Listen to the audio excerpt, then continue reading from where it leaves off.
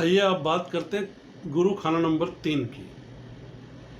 लाल किताब के मुताबिक गुरु खाना नंबर 3 की जो उन्होंने व्याख्या की है वो मैं आपके साथ साझी कर रहा हूँ।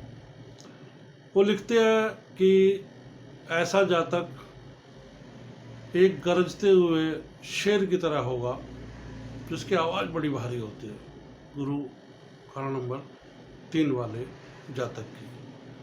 और खानदानी गुरु,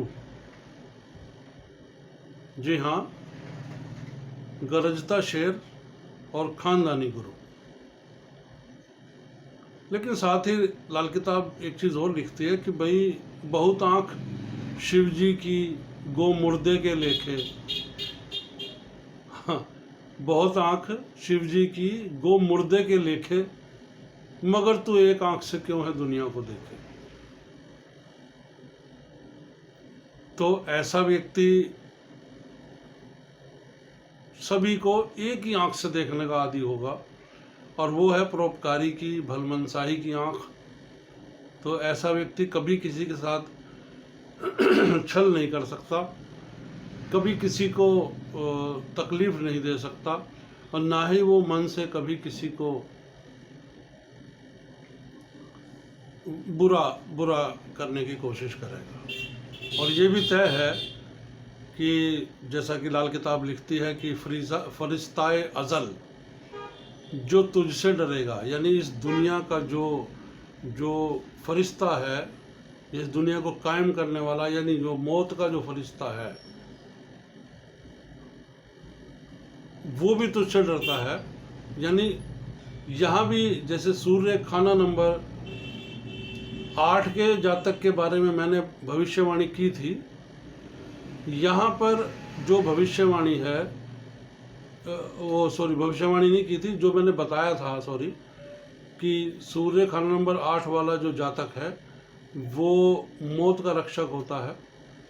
इसी प्रकार से गुरु खाना नंबर 3 का जो जातक है वो भी मौत का रक्षक होता है। अब इन दोनों में भेद बहुत है, उस भेद को थोड़ा सा समझ लीजिएगा। जो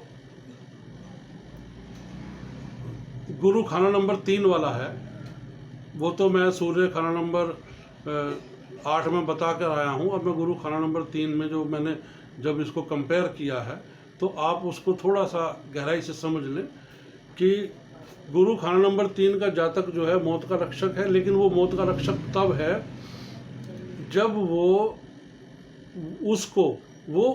उसकी मौत का रक्षक है, वो दुनिया की मौत का रक्षक नहीं है। कोई एक्सीडेंट हो जाए, कोई दिक्कत हो जाए, कोई चक्कू लग जाए, कोई दुर्घटना से कुछ ऐसा लग जाए कि जिससे उसका सिर भी फट जाए और वो 2 टुकड़े भी हो जाए, तो भी व्यक्ति मरता नहीं है।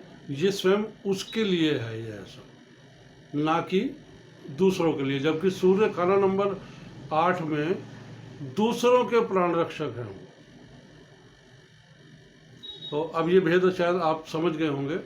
और वैसे भी ऐसा जातक जो है वो लंबी उम्र और खुश गुजरान मीन्स बहुत अच्छे तरीके से संपन्नता के साथ अपने जीवन का यापन करता है, अक्लमंद होता है। सबसे बड़ी चीज़ है कि अक्लमंद होता है और उम्दा सेहत का मालिक होता है। जैसा कि लाल किताब ने स्टार्टिंग में लिखा कि हेडिंग जो दिया वो गरजता शेर, वास्तव में ऐसे व्यक्ति की उम्र जो है वो जो आवाज़ है, एक तो बहुत भारी होगी और दूसरा वो शेर की तरह ज़िंदगी जिएगा, जैसे शेर अपनी सल्तनत में बिल्कुल स्वतंत्र होकर जीता है, उसी प्रकार से।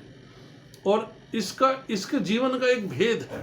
हाँ, इसके जीवन का, यानी ऐसे जातक के जो खाना नंबर 3 में जिसका गुरु बैठा हुआ है, उसका जीवन का एक भेद है कि वो दूसरों को जब पालेगा, जी हाँ, दूसरों को जब पालेगा तो वो खुद पलता चला जाएगा और बढ़ता चला जाएगा। ठीक है, जैसे कि वो कहावत है कि भाई 1 पैसा दोगे वो 10 लाख देगा। सेम चीज़ है कि आप लोगों की सहायता करो, परमात्मा आपको खुले रूप से आपको इज्जत, मान, सम्मान, धन सब कुछ देगा। तो ऐसे व्यक्ति को कभी भी आंखें नहीं निपोड़नी चाहिए अगर कोई व्यक्ति आता है उनसे किसी भी प्रकार की हेल्प मांगने के लिए, तो प्लीज़ वो उनको मना ना करें। अब क्या होता है कि जैसे अगर मान लीजिए कि गुरु सोया हुआ है, यानी खाना नंबर 3 में किसी भी ग्रह की दृष्टि नहीं पड़ रही है, तो ऐसे में गुरु सोया हुआ ही माना जाएगा। तो फिर वो ऐसा जातक जो है वो सिर्फ एक आंख से देखने का मालिक होगा, कि वो जिस भी चीज़ को देखेगा वो एक ही आंख से देखता चला जाएगा। अच्छे से देखेगा तो अच्छाई की तरफ चला जाएगा, बुराई से देखेगा तो बुराई की तरफ चला जाएगा।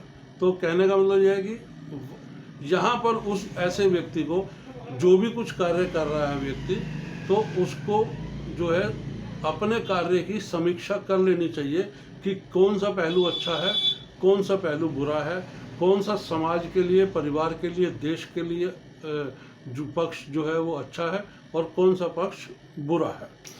और तो मैंने जैसा आपसे कहा कि अगर गुरु सोया हुआ हो और किसी की दृष्टि में ना हो, तो ऐसा व्यक्ति जो है वो खूब शरारती भी हो जाता है, बहुत ज़्यादा शरारती, झगड़ालू, लड़ने झगड़ने वाला, लेकिन कायर होता है। फिर ऐसा व्यक्ति कायर हो जाता है और कई बार उस पर झूठे केस जो हैं, मतलब जिन में उस व्यक्ति ने कुछ किया ही नहीं है, तो उस व्यक्ति को केस हो जाते हैं और उसको सज़ा भुगतनी पड़ती है। ये भी मैंने अपने जीवन में बहुत देखा है। तो ऐसे व्यक्ति को जो है कभी भी एक नज़र से नहीं देखना चाहिए। और दूसरी बात, बाय द वे, जैसे मान लो कि गुरु का जो परिणाम है वो उस जातक के लिए अच्छा नहीं आ रहा है, और उसको स्वयं को समीक्षा करनी चाहिए कि गुरु 3 वाला या जो जिस भी ज्योतिषी के पास वो जा रहा है, या आप स्वयं लाल किताब को पढ़ रहे हैं या मुझे सुन रहे हैं, तो आप ये विशेष ध्यान रखें कि आपने क्या करना है। अगर आपके साथ ऐसा हो रहा है कि पॉजिटिव रिजल्ट अगर गुरु के नहीं आ रहे हैं, तो एक तो दुर्गा पूजा जरूर करनी है। जी हाँ, दुर्गा पूजा जरूर करनी है।